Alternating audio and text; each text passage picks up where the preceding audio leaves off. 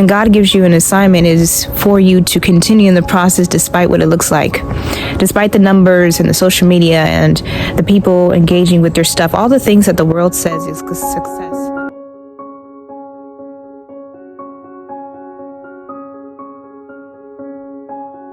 So this is the third Women of Power conference. And this conference I felt conference wasn't the name for it. And I still feel weird calling it a conference. It's more of a gathering. So during this time, it's been a Abraham experience for me, because did the registration, had the individuals sign up, say they're going to stay in the cabins and come to the event. And there's one that came. And it's before our final session Saturday at 5 p.m. And I'm expecting 1,000% that God is going to do what is necessary for those who agreed to come here.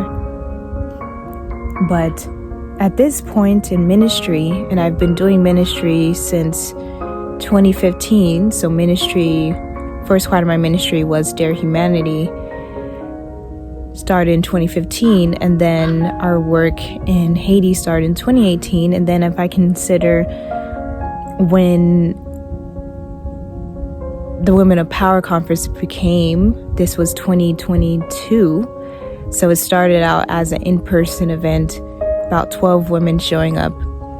Then it was an online event, and I spent a lot of time trying to prepare that second event in this beautiful big space and trying to make it so that it would be an experience similar to what I experienced when going to conferences for women.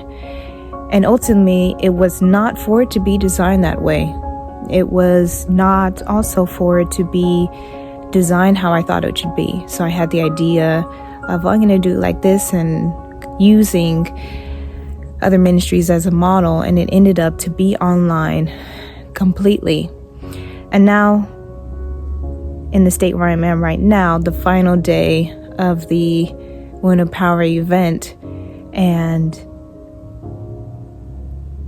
I knew it was going to be unorthodox because that's what God revealed to me the last time I came here, July 2023, and it was not supposed to be how I expected it.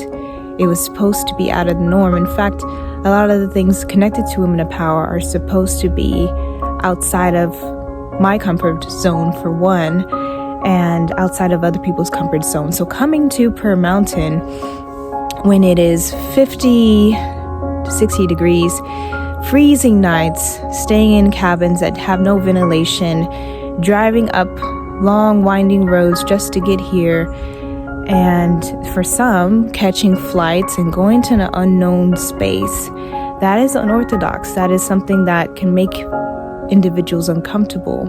And so it takes a level of boldness to come up here, to say, I'm going to come up here, especially when the weather isn't warm. So it's February and the weather is very cold, and it is not like that in the summer of July when you can lay out a towel or lay out a blanket and enjoy yourself and enjoy the sun.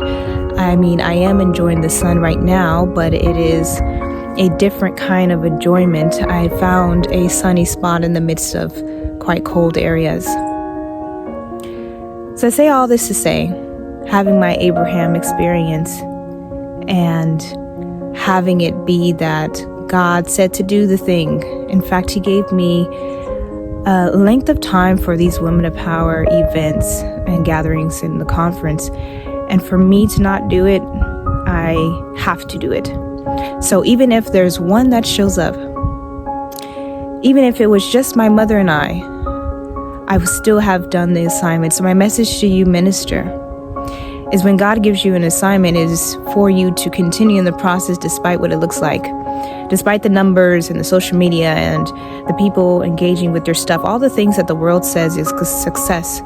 So the world would say a conference is successful if it's sold out and has millions of people, or everything that you desired is sold out and it's just full event. But the success for me for this event is far beyond that. And I'm going to share more of that when I have the opportunity. But minister, I hope that you will be led by God instead of led by numbers and what the world says success is, and continue to walk on the pathway of serving others, even if it's just the one. As you prepare yourself to be that person who is keen to hear God, you're going to have these moments. You're going to have the moments of unknowns. You're going to have the moments of having expectation and not meeting your expectation, but meeting God's expectation instead. And so I trust that this will encourage you and invite you to Prayer Mountain should you make the trip, and get out of those comfort places and continue to walk into what God has asked you to do. It's okay to say yes. In fact, I encourage you to say yes again.